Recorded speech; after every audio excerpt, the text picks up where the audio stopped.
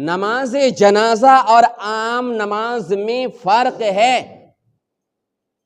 کبھی اس پر لمبی گفتگو ہوگی، لیکن عام بات جو چل رہی ہے اور لوگ پریشان ہیں اس کو میں یہاں بتا دینا مناسب سمجھتا ہوں. نماز جنازہ کے لیے ٹھیک ہے لائن آپ سیدھی کریں، پاؤں ملانے کی اس میں کوئی ضرورت نہیں ہے. اسی طرح سے سجدہ کے برابر جگہ لینے کی کوئی ضرورت نہیں ہے. کیوں نہیں ہے؟ اس میں سجدے ہے ہی نہیں، رکوع ہے ہی نہیں. آپ سجدے کی جگہ کے لیے کیوں جھگڑیں گے؟ رکوع کی جگہ کے لیے کیوں جھگڑیں گے؟ کوئی نہیں. اگر انسان ایسے بھی سٹ کر کے نماز پڑھ لیتا ہے کوئی حرج نہیں ہے، وہ نماز کھڑے کھڑے نماز ہے. اس وجہ سے سجدے کی جگہ لینے کی کوئی ضرورت نہیں ہے. چپل لے کر کے جھگڑا، اے چپل کھولو چپل کھولو. اللہ کے بندو، اگر آپ کی چپل پاک ہے، ٹھیک ٹھاک ہے، کوئی مسئلہ نہیں. آپ اس مسجد میں بھی جوتا پہن کر کے نماز پڑھ سکتے ہیں. اگر آپ کے جوتے ٹھیک ٹھاک ہیں، گندے نہیں ہیں، چپل ٹھیک ٹھاک ہیں، گندے نہیں ہیں، آپ پڑھ سکتے ہیں. اس وجہ سے کیا کہتے ہیں، اس کو لے کر کے جھگڑا نہیں کرنا ہے، اختلاف نہیں کرنا ہے کہ نہیں. کچھ لوگ کیا کرتے ہیں، دوسرے کو کہتے ہیں دیکھو یہ چپل پہن کر کے نماز پڑھ رہا ہے اور وہ چپل کے اوپر کھڑا رہتا ہے. بھئی وہ پہنا ہوا ہے اور آپ چپل کے اوپر کھڑے ہیں، دونوں برابر ہے. آپ پاخانہ کے اوپر کھڑے رہیں یا پاؤں اندر ڈال دے پاخانہ کے اوپر، دونوں برابر ہے، دونوں برابر ہے. اس وجہ سے اگر آپ کو جچتا نہیں ہے کہ ہم چپل نہیں پہنیں گے تو اس کو ہٹا ہی دیجئے، اس پر چڑھیے نہیں. تو یہ رہا مسئلہ. دوسری بات، مٹی دینے کے لیے جائیں گے. اب جتنے بھی لوگ آئے ہیں، لاکھوں کروڑوں لوگ، سارے لوگوں کو مٹی دینا پڑے گا؟ نہیں، یہ بھی نہیں ہے. قبر کے اوپر جتنی مٹی لگے گی بس اتنی ہی مٹی دینا ہے.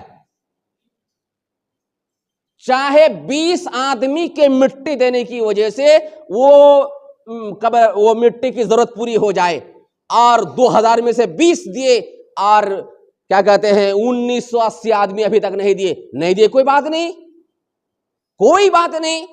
لیکن سارے لوگوں کو رہنا چاہیے. کب تک؟ پورے دفنا دینے تک سارے لوگوں کو رہنا چاہیے. لوگ مٹی دیتے ہیں اور بھاگ جاتے ہیں، یہ صحیح نہیں ہے، یہ صحیح نہیں ہے. میت کے لیے دعا کر کے جانا چاہیے، میت کے لیے دعا کر کے جانا چاہیے. اچھا، اسی طرح غلطی کیا ہوتی ہے کہ مٹی دیتے جاتے ہیں اور قبر کے اوپر مٹی جب فل ہو جاتی ہے اور لوگوں کی لائن نہیں ختم ہوتی ہے، پھر قبر والی مٹی ایسے دھکیل دیتے ہیں، لیجئے لیجئے لیجئے پھر دیجئے. یہ ڈپلیکیٹ کام ہے، وہ بھی نہیں کرنا ہے. جتنی مٹی لگے گی بس دے دیجئے، بس ختم. اتنے لوگ نہیں دے پائے، سارے لوگوں کو ثواب مل جائے گا انشاءاللہ. اگر آپ کی ثواب کی نیت ہے اور صرف مٹی دینے کے لیے آئے ہیں اور خواہ آپ جو ہے اٹھ پٹانگ باتیں بولیں گے اور مٹی دینے کا حق جمائیں گے، یہ صحیح نہیں ہے بھائی. اگر ثواب کی نیت ہے تو بس آپ کو ثواب مل چکا ہے. آپ جو ہے دعا کیا کریں گے میت کے لیے؟ نبی علیہ السلام سے دعا کرنے کے لیے کے سلسلے میں کہ میت کے لیے کون سی دعا کریں گے، کوئی خاص دعا منقول نہیں ہے. آپ علیہ السلام نے استغفار کرنے کے لیے کہا، جیسا کہ آپ ابو داؤد شریف کتاب الجنائز آپ دیکھ سکتے ہیں اور حدیث صحیح ہے، محدث البانی نے اس کو صحیح قرار دیا ہے. آپ نے فرمایا استغفروا لاخیکم، اپنے اس مردہ بھائی کے لیے دعا کرو. فَإِنَّهُ الْآنَ يُسْأَلُ، اب اس سے سوال کیا جائے گا. استغفروا لأخیکم وصلوا لہ التثبیت، اپنے بھائی کے لیے مغفرت کی دعا کرو اور اس کی ثابت قدمی کے لیے دعا کرو. فَإِنَّهُ الْآنَ يُسْأَلُ، اب اس سے سوال کیا جائے گا. اس وجہ سے کوئی خاص دعا جب ان کے لیے مروی نہیں ہے تو کوئی ایک خاص دعا کہہ کر کے بھاگنا یہ جو حدیث کے خلاف ہے. استغفار کریں گے، اللہ تعالیٰ انہیں بخش دیجیے. آپ بنگلہ میں کہیے، اردو میں کہیے، ہندی میں کہیے، فارسی میں کہیے، جس زبان میں آپ چاہیں آپ کہہ سکتے ہیں اور فوراً بھاگنا نہیں ہے.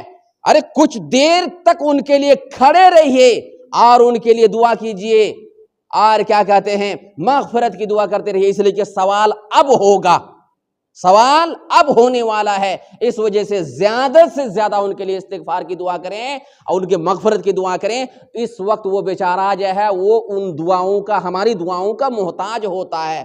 اس وجہ سے مٹی دینے کے بعد فوراً بھاگنے کی کوشش نہ کریں، بلکہ رہیں اور جو ہے زیادہ سے زیادہ ان کے حق میں استغفار کی دعا کریں۔ آپ جس طرح جانتے ہیں، جس طرح چاہیں آپ کریں۔